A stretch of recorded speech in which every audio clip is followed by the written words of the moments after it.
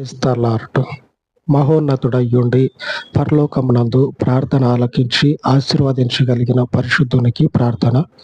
స్తోత్రార్హుడ కృప కలిగిన పరలోకపు దేవ, మీ శ్రేష్టమగినటువంటి పాదముల చెంత, మీ శ్రేష్టమగినటువంటి అయా పరిపూర్ణతను బట్టి వేడుకొనిచి ఉండగా, అద్భుతాలను ఆశ్చర్య కార్యములను తండ్రి మీ పేరట జరిగించమని మీ మహిమ కలిగినటువంటి నామమును బట్టి వేడుకొనిచి ఉండగా, మీ గొప్ప